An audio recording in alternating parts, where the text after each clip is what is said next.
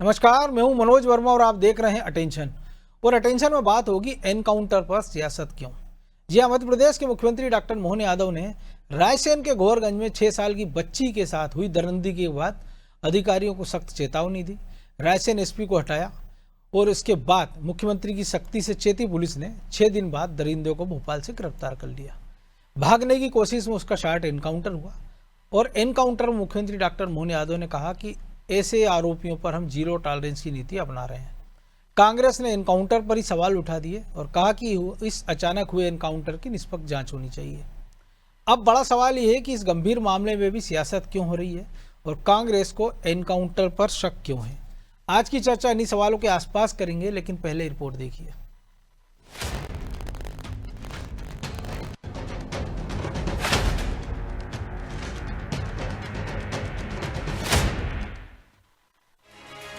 रायसेन के गौहरगंज में 6 साल की मासूम से रेप के आरोपी सलमान नाम के दरिंदे को पुलिस ने भोपाल से गिरफ्तार कर लिया। गिरफ्तार करके उसे गौहरगंज ले जाया जा रहा था। इसी दौरान उसने भागने की कोशिश की तो शॉर्ट एनकाउंटर हुआ। इस एनकाउंटर में आरोपी के पैर में गोली लगी और उसे हमीदिया अस्पताल में भर्ती कराया गया। एनकाउंटर पर मध्य प्रदेश के मुख्यमंत्री डॉक्टर मोहन यादव ने कहा कि हमारी पकड़ से कोई नहीं भाग सकता। जो व्यक्ति कानून अपने हाथ में लेगा उसे हम छोड़ने वाले नहीं हैं।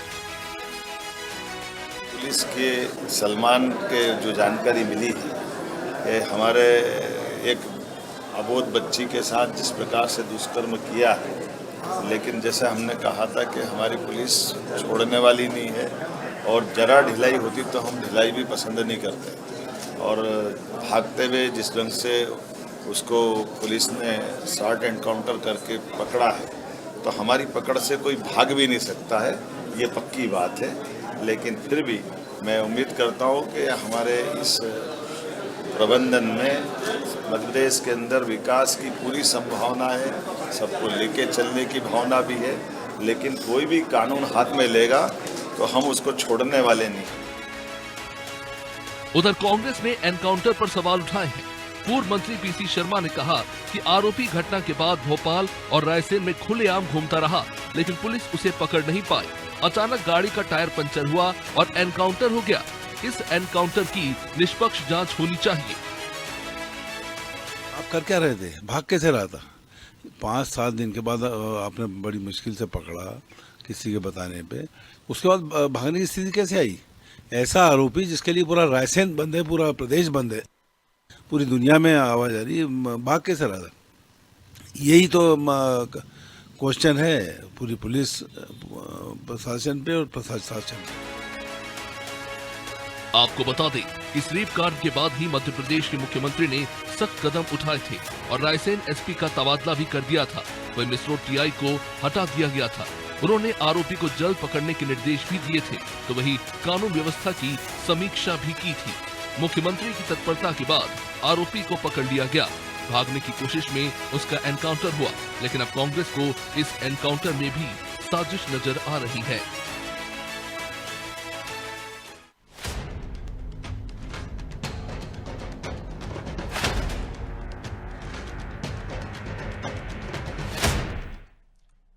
तो आज इसी पर चर्चा करेंगे और इस पर चर्चा करनी है। हमारे साथ जुड़ गए वरिष्ठ पत्रकार अशोक शुक्ला और हमारे सहयोगी प्रभु पटेरिया और ब्रजेश चौक से। वो स्वागत है शुक्ला जी आपका। आवाज मिल रही है शुक्ला जी आपको? और एक दो तस्वीरें इससे निकल कर आती है इस घटना से। जीतू पटवारी कांग्रेस के अध्यक्ष हैं, वो इस घटना की जांच की मांग करते हैं, आरोपियों पर कार्रवाई की मांग करते हैं और मांग करते हैं कि कठोर कार्रवाई की जाए। पीड़ित बच्ची से मिलने भी जाते हैं एम्स हॉस्पिटल, और जब आरोपी को पकड़ लिया जाता है, भगने का प्रयास करता है, शॉर्ट एनकाउंटर हो जाता है, तो अब पीसी शर्मा को उस पर एतराज है, उस पर वो सवाल खड़े कर रहे हैं। या तो एक स्टैंडर्ड तय कर ले नेता कि हम किस पाले में हैं। देखिए, अपराधी के प्रति सहानुभूति बिल्कुल नहीं होनी चाहिए, और खासतौर पे जो इस तरह के अपराधी हैं जो नाबालिग बच्चियों के साथ में दुष्कर्म करते हैं। वैसे भी ये कहा जाता है कि दुष्ट दया का पात्र नहीं होता है। मैं तो ये कहता हूँ कि पाँव में गोली क्यों मारी थी पुलिस ने। ऐसा दरिंदा जो मासूम बच्ची के साथ में जिस तरह से उसके जख्म आए हैं, एम्स के डॉक्टर भी हैरान हैं। ऐसे लोगों को तो तुरंत जो है फांसी की सजा दे देनी चाहिए, इनको गोली ही मार देनी चाहिए। हालांकि हमारे देश का संविधान और कानून जो है इस बात की इजाजत नहीं देता है, बिल्कुल, लेकिन पुलिस को जब तक आप फ्री हैंड नहीं छोड़ेंगे अपराधियों के प्रति, वो जो भी कर सकती है उसको करना चाहिए। ये ठीक है कि आप जो है बाद में ये सवाल खड़े कर सकते थे कि साहब इस तरह से फेक काउंटर पुलिस करती है या पुलिस ने किया है, वो ठीक है। लेकिन अभी जिस तरह का जनाक्रोश था इस घटना के बाद से, उस समय में अगर कांग्रेस इस तरह की कोई बात करती है, बचकानी बात है ये कांग्रेस की। पीसी शर्मा जी जो काफी बुजुर्ग हैं और उनको ये समझना चाहिए कि सेंटिमेंट समझना चाहिए कि समय पब्लिक का सेंटिमेंट्स क्या है। किसी की सहानुभूति है क्या सलमान के प्रति? उसको कहीं भी गोली लगे, उसने भागने की कोशिश की होगी इसलिए पुलिस ने मारा। आप पुलिस की कार्यशैली पर सवाल खड़े कर सकते हैं, लेकिन ये समय नहीं था कि जब आप जो है एक तरफ आपके जीतू पटवारी कहते हैं कि कठोर कार्रवाई हो। मध्य प्रदेश जो है वो बच्चियों के मामले में काफी बदनाम हो गया है। रेप के मामले में तो बहुत ज्यादा बदनाम है, बच्चियों के मामले में भी। आप देखिए ना, पास्को के तहत कितने 22,000 से ज्यादा मामले हैं मध्य प्रदेश में है, और पूरे देश में अगर आप देखें तो 2,31,000 मामले लंबित भी हैं। तो इस तरह के अपराधियों के प्रति जो है नरमी बरतने की कोई आवश्यकता नहीं है। अगर ये कहीं मिल जाते हैं तो इनके साथ में पुलिस जो भी कर सकती है। उसने जरूर भागने की कोशिश की, वो 6 दिन से भाग ही रहा था, वो 30 टीमें लगी थी इसको तलाशने में। ये जरूर आश्चर्यजनक है कि इतने टीमें लगी थी और इसकी जब गिरफ्तारी हुई और टायर पंचर हुआ और फिर ये जो भागता, तो इस तरह की कहानी विकास दुबे में भी देखी। बहुत सारे एनकाउंटर में हम लोगों ने देखा है कि पुलिस की गाड़ी जो है पंचर होती है, बिगड़ती है, तो अपराधी भागने की कोशिश करता है। इसलिए थोड़ा संदेह तो बनता है, लेकिन अभी ये मौका नहीं था। अभी ये मौका तो ये था कि अपराधी पकड़ा गया है, इसको पास्को एक्ट के तहत जो है फास्ट ट्रैक कोर्ट में इसकी सुनवाई हो और इसको फांसी की सजा मिले।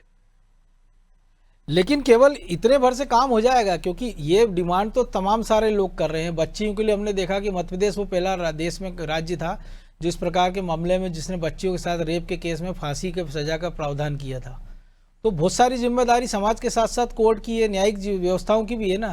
क्योंकि होता है कि जब आप फांसी की सजा या कोई सजा हो गई, फिर आप सेशन कोर्ट चले गए, फिर हाई कोर्ट, फिर सुप्रीम कोर्ट, फिर राष्ट्रपति के बाद दया याचिका। शुक्ला जी,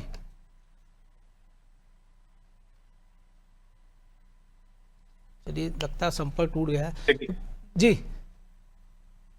30-30, 35-35 साल लगते हैं मामलों के निराकरण में, लगते हैं। ये बड़े बहुत ही दुखद है।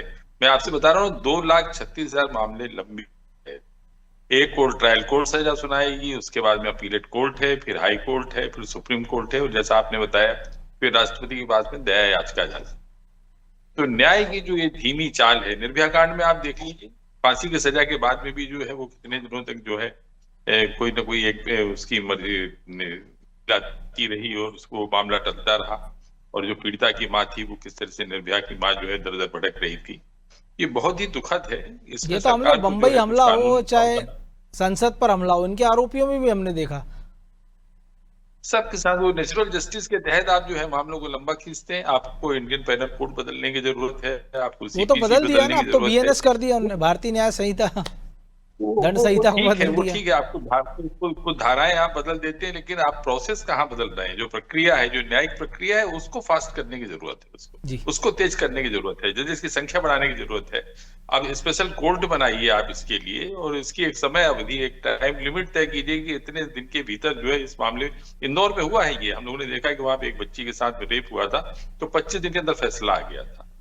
लेकिन वो प्रक्रिया वही ना, फिर ऊपर की कोर्ट, फिर ऊपर की कोर्ट, क्योंकि एक कोर्ट ने 25 दिन में कर दिया, लेकिन बाकी सिस्टम में तो कहीं ना कहीं मामला अटक जाता है ना। बिल्कुल अटकता है। हमारा सिस्टम जो है बहुत ठीक करने लायक है, इसको अपडेट करने की जरूरत है, इसको अपग्रेड करने की जरूरत है, और वो कोई भी सरकार नहीं कर रही है। आप कानून बनाते चले जाते हैं, लेकिन आखिर वो कानून की जो प्रक्रिया है, जो न्यायिक प्रक्रिया है, वो तो वही 1808 वाली है ना, आपकी अंग्रेजों के समय वाली है।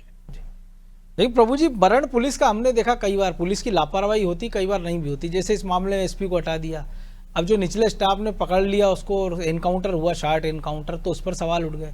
क्योंकि जब इस प्रकार की घटना होती है उसकी बाकायदा एक जांच होती है, एफएसएल टीम जाती है, तो उस जांच का या तो इंतजार कर लेना था कि भाई ये घटना किन परिस्थितियों में हुई, कैसे ये एनकाउंटर करना पड़ा, कैसे गाड़ी पंचर हुई। लेकिन आप एकदम से सवाल उठा दें।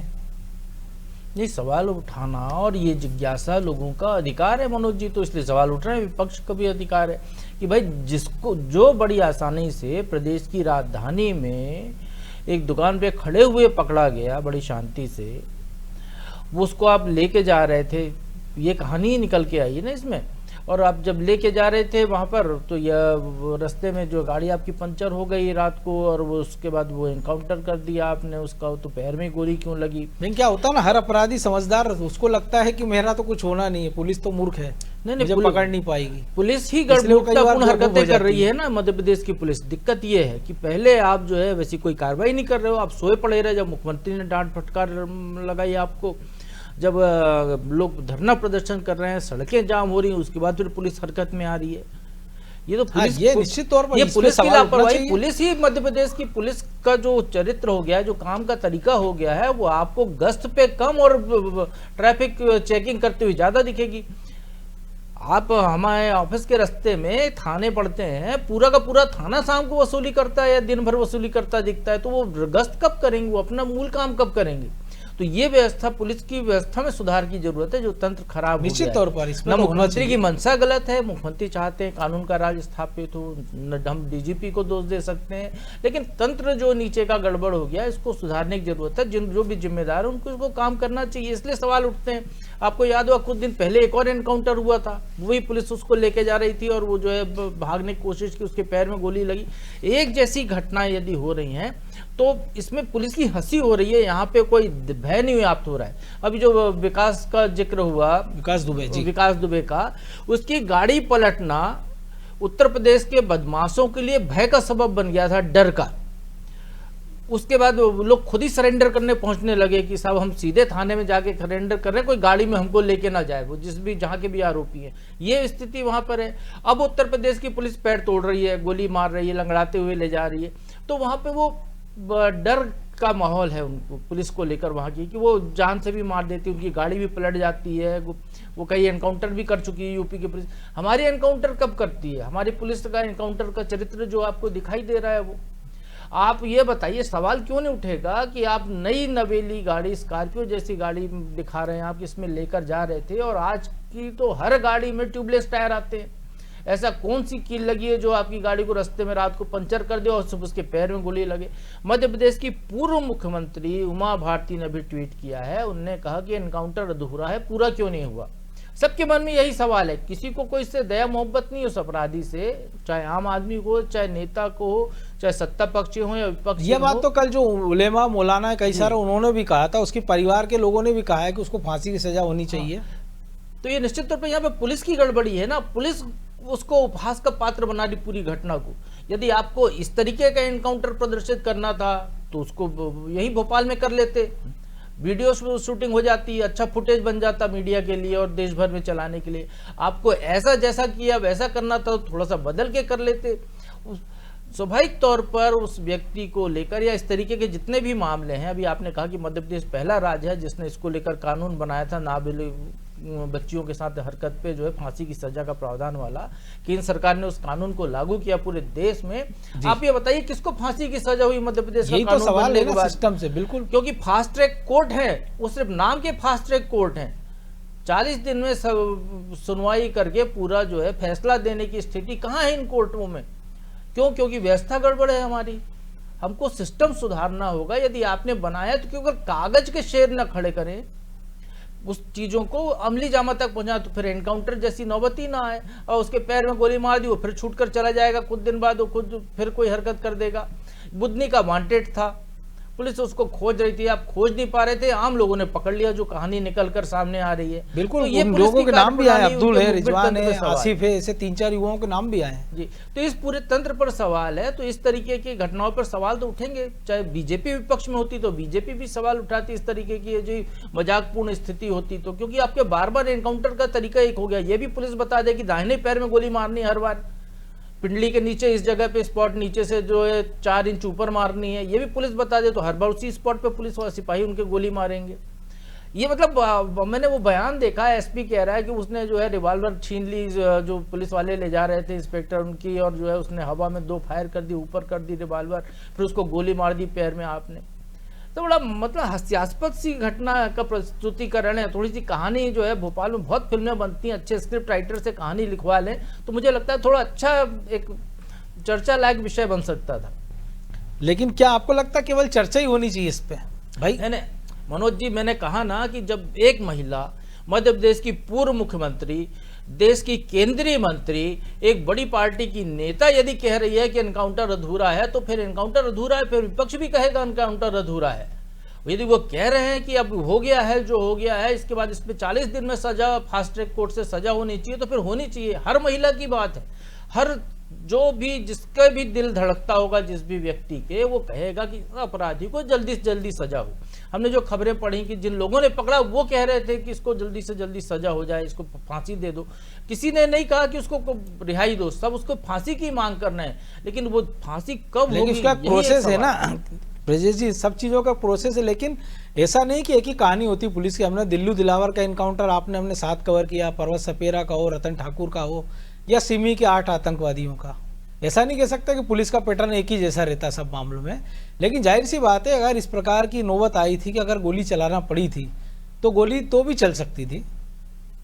देखिए मनोज जी, ऐसा आम धारणा है, मैं इसका समर्थक नहीं हूं, क्योंकि जो कानून के हिसाब से जो चीजें होना है वो कानून के हिसाब से होना चाहिए। जनभावना से यदि कानून को उस हिसाब से आप ढालने लगोगे तो अराजकता का माहौल हो जाएगा। जनता तो हर मामले में चाहती है कि फांसी की सजा दे दो, लेकिन कई बार हम देखते हैं, लेकिन वही जनता जब सब गवाही देने की नौबत आती, गवाह पलट जाते हैं। नहीं है, तो एक प्रोसेस रहता है। आप कह रहे हो कि यदि पुलिस वाले भी इस तरह से एनकाउंटर करने लगेंगे तो हो सकता है आज वो सही एनकाउंटर कर रहे हैं। एनकाउंटर की जरूरत मुझे नहीं लगता थी। मैं वही कह रहा हूँ ना कि एनकाउंटर करने की जरूरत नहीं थी। आपको डर पैदा करना तो बहुत सारे तरीके हैं, लेकिन यदि यहाँ पे आप इनकाउंटर करने की आप अनुमति दोगे कि यदि उमा भारती जी कह रहे हैं कि पूरा इनकाउंटर हो जाना चाहिए था, या कोई कह रहा है कि उसको तत्काली फांसी पे लटका देना चाहिए, चौराहे पे फांसी दे देनी चाहिए, तो ये एक तरह से लोकतांत्रिक व्यवस्था में नहीं हो सकता। ये अराजकता का माहौल है। आप आज एक आरोपी को फांसी की सजा दोगे, कल को आप गलत आदमी को भी, निर्दोष को भी फांसी की सजा दे दोगे, उसका भी इनकाउंटर हो जाएगा, फिर उसका जिम्मेदार कौन होगा? तो देखिए कानून में एक प्रोसेस है। पुलिस पे ऐसे आरोप बहुत सारे आरोप लगते हैं। छत्तीसगढ़ में नक्सलियों का मामला हो, पंजाब की हम बात करें, राज्यों में इनकाउंटर के मामले होते हैं, तो कई बार गलत व्यक्ति को आप मार देते हो। कई बार आप इतनी उत्साह में हो जाते हो कि सरकारों से छूट मिल गई है, तो आपने कोई गलत व्यक्ति आप पहचान ही नहीं कर पाए पहले, मालूम चला कि हम देख रहे हैं कि जिस तरह से बदमाश करते हैं ना, धोखे में देख रहे हैं नक्सली का मामले में पुलिस की जांच चल रही है, धोखे में हमने देखा है कई बार जिस तरह से बदमाश कर जाते हैं, निशाना कोई और होता है, हमारा कोई और जाता है। तो ये तो एक तरह से गलत व्यवस्था हो जाएगी ना। 60 एनकाउंटर करने के पीछे पुलिस का मकसद हो सकता है कि वो एक भय पैदा करना चाहते हो, लेकिन ये पुलिस की कमजोरी है कि भय पैदा हो क्यों नहीं रहा। घटना सही में हुई हो, हाँ, या हो सकता है घटना सही में, इस पर हम सवाल इसलिए भी नहीं उठा सकते। हो सकता है घटना सही हो, स्क्रिप्ट वैसी हो जैसी बताई जा रही है, वैसा ही हुआ हो, हादसा हुआ हो, या पंचर हो गई हो गाड़ी, अब उसमें कौन से टायर लगे थे अलग बात है। लेकिन 60 एनकाउंटर करने के पीछे या जो घटना हुई है, पुलिस का क्या मकसद है? क्या यदि हुआ है घटना तो चाहते तो घेराबंदी करके पकड़ लेते, मौका दे देते।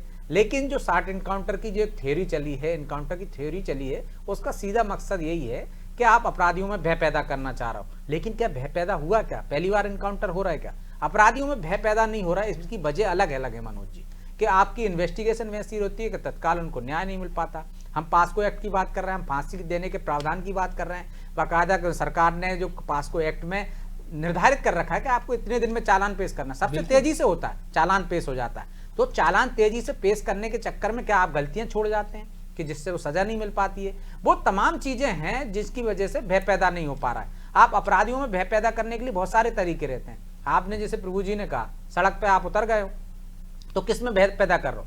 देखिए, आप वाहन चालकों में भय पैदा हो जाता है, लौट के चले जाते हैं, रॉन्ग साइड जाते हैं, और वो एक्सीडेंट से भी नहीं डरते हैं। लेकिन ये भय अपराधियों में क्यों पैदा नहीं हो रहा? क्योंकि आप सड़क पर दिखते हो, जब पुलिस पेट्रोलिंग करती है, सड़क पर पूरे मोहल्ले में दिखती है, उन बस्तियों में दिखती है, काम्बिंग गश्त करती है, छापे मारती है, तो अपराधियों में भय पैदा होता है। जब एक व्यक्ति वांटेड था, फरार था, तो वो जिम्मेदार कहाँ है? उस थाना प्रभारी पर भी कार्रवाई होनी चाहिए, जिसके इलाके से एक बदमाश गायब है, उसको पता ही नहीं है, कैसे निगरानी कर रहे हैं? जिसने पुलिस वेरिफिकेशन नहीं कराया, आप बाकायदा निगरानी शुदा बदमाशों की आप लिस्ट लेकर बैठते हो थानों में, गुंडा लिस्ट लेकर बैठते हो, निगरानी मतलब आप उसकी निगरानी कर रहे हो, जेल से छूटने वाले।